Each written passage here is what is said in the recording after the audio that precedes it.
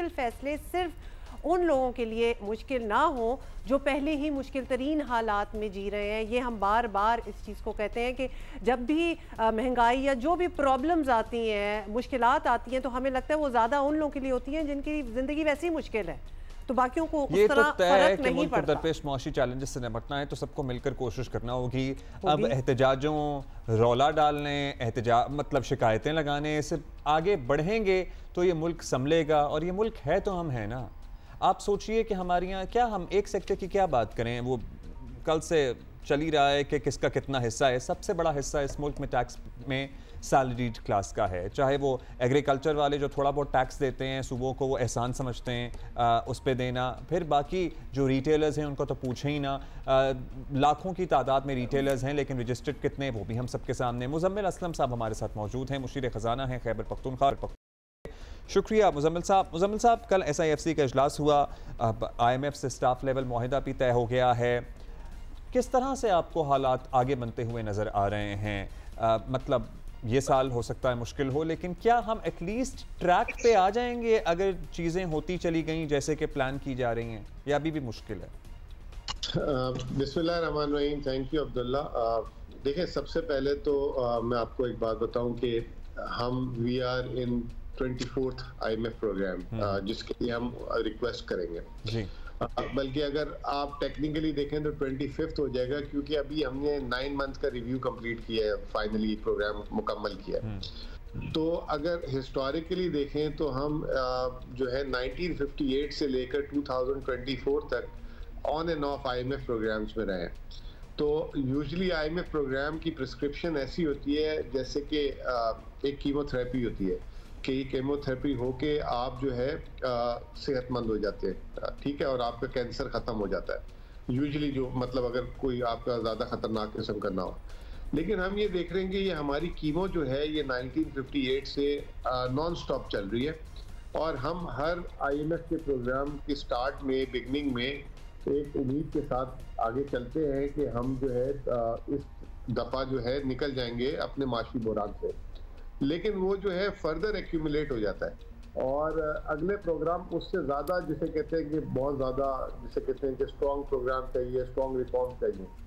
तो it means कि there is something wrong. जो हम प्रोग्राम्स ले रहे हैं वो या तो ग्राउंड रियलिटी के करीब नहीं है, या उसमें जो है और रूम फॉर इम्प्रूवमेंट है, या हम उसकी कंप्लाइंस 24 मरतबा से 25 मरतबा भी IMF हमें प्रोग्राम दिए क्यों चला जा रहा है? मुझे ये नहीं कि हमें नहीं चाहिए, हमें चाहिए, लेकिन जिस रिफॉर्म्स के साथ वो प्रोग्राम लेकर आते हैं और चाहते हैं कि कोई भी मुल्क वो रिफॉर्म्स करे, अगर हम वो रिफॉर्म्स नहीं कर पाए 24 दफ़ा से और अपना सिस्टम ही ठीक नहीं कर पा रहे, तो मतलब फिर आगे कैसे मुजम्मिल साहब, लगता है कि ये पूरा मॉडल ही थोड़ा सा फ्लॉड है, क्योंकि आते तो वो भी बड़े जारहाना तरीके में कि ये टैक्स करना है, वो करना है, टैक्स नेट को बढ़ाना है, और जो जो इसमें फोल्ड में नहीं आए हो या एग्रीकल्चर या कोई और इंडस्ट्रीज हैं उनको लेके आए, उसके बाद वो भी मेलो हो जाते हैं। हाँ, या फिर हमारा मर्ज ऐसा है कि कोई तबीब उसका इलाज नहीं ढूंढ पाता, क्लास पे, लोअर तबके पे ही निकलता है। वो जो टैक्स नेट और उस सारी बातें होती हैं वो भी सडनली IMF भी मान ही जाते हैं, और we really see nothing happening over there. मैं यही, आप दोनों ने मेरी बात को एंडोर्स भी किया और बड़े अच्छे तरीके से इसको आगे भी लेके चले। मैं आपको एक छोटी सी मिसाल देता हूँ। जब लास्ट 9 मंथ का IMF का प्रोग्राम शुरू हुआ तो इन्होंने जोर लगा दिया कि बिजली और गैस की कीमतें आप बढ़ाएं, क्योंकि आपका गर्दिशी कर्जा, जिसे अंग्रेजी में सर्कुलर डेट कहते हैं, वो कम हो। अच्छा, वो करने के बाद आज भी सर्कुलर डेट बढ़ रहा है। अच्छा, उसकी वजह ये हो रही है कि थेफ्ट और बढ़ना शुरू हो गई है। तो ये ऑन गोइंग है, जितनी आप बिजली की कीमत बढ़ाएंगे उतनी बिजली की चोरी होगी। अच्छा, उसमें आपके मेरे जैसे जो ऑनेस्ट जो बिजली के बिल भरते हैं या गैस के बिल भरते हैं वो सफर करने लग गए। अब फाइनली अभी जब IMF ग्राउंड में आया हुआ था तो IMF has said something different कि जी ये बिजली रेट बढ़ाने से नहीं नुकसान कम होगा, you have to do reform. आपको थेफ्ट कंट्रोल करना पड़ेगा, आपके लॉयल लॉसेस को कंट्रोल करना पड़ेगा। तो ये 24-25 प्रोग्राम में अब जाके ये 25वें प्रोग्राम में इनके जहन में ये बात आई। अच्छा, उसकी वजह से जो महंगाई हो गई, जो मुल्क में तबाही हो गई, कॉस्ट ऑफ डूइंग बिजनेस जो ऊपर चला गया। अच्छा मुजम्मिल भाई, अभी ये 16 महीने पहले से वाले सेटअप में भी जाहिर है आप एक अथॉरिटी की पोजीशन में थे, आप हमारे प्रोग्राम का रेगुलर हिस्सा बनते थे, फिर वो 16 महीने की एक और गवर्नमेंट अब दोबारा से खैबर पख्तूनख्वा में अथॉरिटी में है। पेशावर का इट सेल्फ लाइन लॉस इतना बड़ा है, मतलब कैसे ठीक करेंगे? आप लोग तो वहाँ मौजूद हैं ना, कैसे ठीक होगा ये मामला? लोगों को हम यहाँ बैठ के समझा दें बिजली चोरी ना करें, बिल दें, लाइन लॉसेस ना हों ताकि दूसरों पर बोझ ना आए।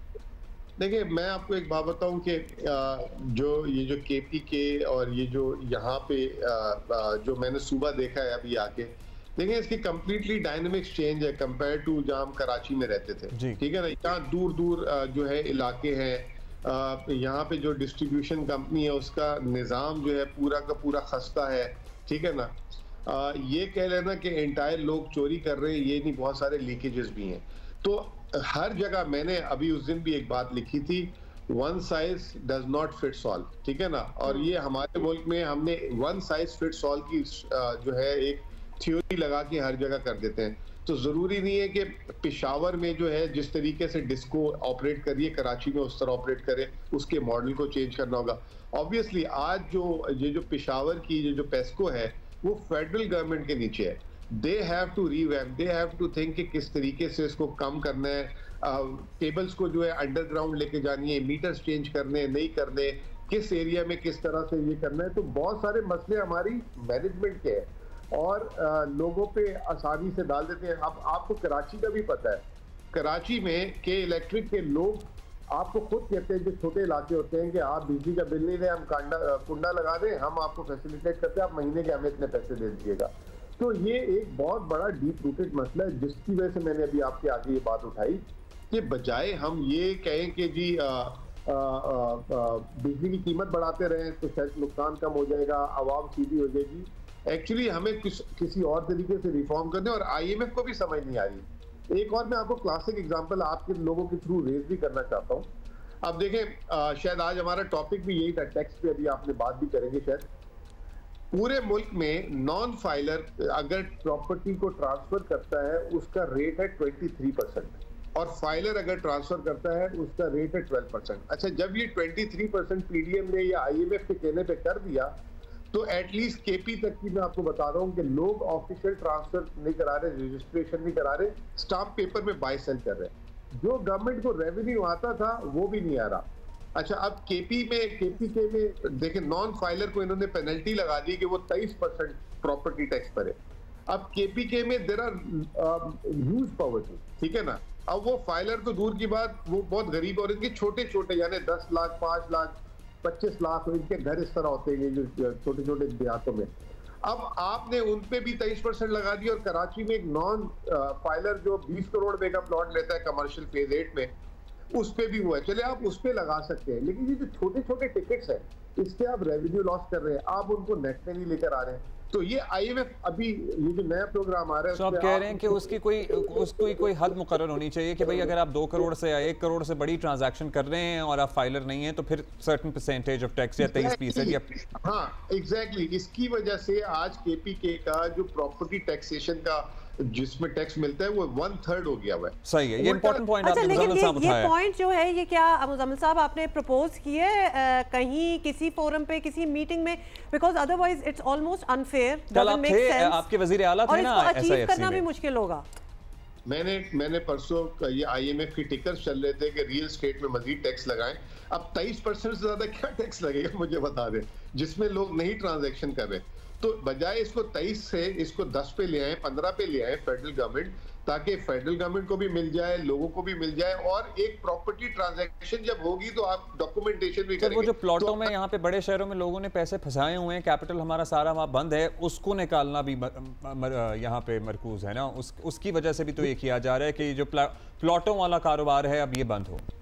नहीं देखे ना अब्दुल्ला, वो जो मैं आपको क्या बता रहा हूँ कि 2 लोग आपस में स्टैम्प पेपर में डील कर लेते हैं, तो वो गवर्नमेंट को भी रेवेन्यू नहीं जा रहा, चीजें जो है और बैकवर्ड जा रही है। तो IMF जो हमारा बात थी कहने की, IMF अभी तक आपको प्रोग्राम जो है ना ग्राउंड रियलिटी बेस नहीं देता, वो आपकी गैप बेस देता है कि आपका टैक्स शॉर्टफॉल इतना है, अच्छा सेल्स टैक्स लगा ले। अभी आपको छोटी सी एग्जांपल देता हूँ, आप लोग पेट्रोल जो है जो भरवाते हैं 60 रुपए लीटर उसमें पेट्रोलियम लेवी दे रहे थे। अब IMF ने पहले जब मिस्टर स्माइल आए थे पिछले साल तो उन्होंने 30 से 60 कराया, अब IMF ने उनको नया प्लान दे दिया 60 से 100 कर दें क्योंकि आपके टैक्सेस कम है। अब मुझे एक बात बताएं सर, ये जो प्लान है या चेमा गोइया जो TJ NFC अवार्ड रिव्यू करें उस पर तो लेट्स सी किस किस को एतराज होता है, क्योंकि इतने पैसे वफाक से सूबों को चले जाते हैं इसलिए सूबे खुद से कोशिश नहीं करते रेवेन्यू इकट्ठा करने की। खैबर पख्तूनख्वा का क्या मौक़िफ़ है इस पर? देखिए, इसमें सबका एक ही यूनिफाइड मौक़िफ़ है, वो ये है कि जो लास्ट NFC हुआ था 2010 में, उसमें ये कहा गया था कि ये जो अवार्ड है 57.5% ऑफ द टोटल टैक्स, ये कम नहीं हो सकता है, बढ़ सकता है। तो ये जो है आई थिंक कि फेडरल गवर्नमेंट ने भी कम्युनिकेट कर दिया है IMF को। द पॉइंट इज कि जितने भी सूबे हैं, मैं जिस सूबे में मैं बैठा हुआ हूँ, 93% इसका जो रेवेन्यू सोर्स है वो फेडरल गवर्नमेंट है और 7% से लोकल है। तो अगर ये इसको जरा सा भी कम करते हैं तो ये ऑलरेडी जो तमाम सूबे हैं they are just like going hand to mouth. इन्होंने इतने सर आप लोग अपना ये 7% से 10% या 15% लेके जाने के लिए भी प्लान कर रहे हैं कुछ? और बिल्कुल, मैं तो कर रहा हूँ। 10 दिन मुझे हुए इस जॉब में बैठे हुए और मैंने I have done lot of homework. You will see कि हमारे ये जो अभी एक बजट आएगा अगले 10-12 दिन में, जो ये साल का हमने बजट नहीं दिया था क्योंकि केयर टेकर थी, और फिर एक नया बजट आएगा जो अगले साल का मई-जून में, तो आप देखेंगे कि हम इसमें जो टैक्स लेंगे। अच्छा, दुकानदारों से जो अब जाहिर है टैक्स लिया जाएगा या उन्हें रजिस्टर किया जाएगा, टैक्स नेट में लाया जाएगा कि वो टैक्स दे, बड़े शहरों से शुरू किया जा रहा है ना, सूबाई दारुल हुकूमतों से और इस्लामाबाद से। तो खैबर पख्तूनख्वा में दुकानदारों का क्या आपको मूड लगता है? आप लोग साथ देंगे इसका विफाक? देखें, यहाँ तो हमारा तो इसमें ये चैप्टर ही नहीं है ना, ये इसमें सूबे की इंटरवेंशन ही नहीं है। ये तो फेडरल गवर्नमेंट डायरेक्ट अपनी कंप्लाइंस करेगी, इसमें it has nothing to do with province. It has nothing to do, but जाहिर है ताजर आपको पता है हमेशा से रेजिस्ट करते आए हैं, ये हमारा मसला है, हमें ये करना होगा अल्टीमेटली। ठीक, so what is your point of view on this? मैं आपको एक बात बताऊं, जो अभी मैं कल रात को भी थोड़ा सा मुझे मौका मिला था शहर फिरने का। खैबर पख्तूनख्वा में जो रिटेल मार्केट है ना, वो 300-200-250 स्क्वायर फीट की मेजॉरिटी है। मतलब छोटी छोटी दुकानें हैं जहाँ पे बहुत बड़ा कारोबार भी अगर हो रहा है तो बहुत छोटी छोटी दुकानें।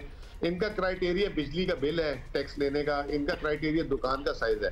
तो इसमें 95% तो दुकानें KP के, पेशावर की बात करूं, बाकी तो छोटे छोटे शहरों में तो कुछ भी नहीं है। तो यहाँ पे मेरा नहीं ख्याल कि इतना बड़ा मसला होगा। You will see this problem in Punjab, वहां पे बहुत बड़ा प्रॉब्लम आएगा, वहां पे रेजिस्टेंस आएगी और कराची में आएगी।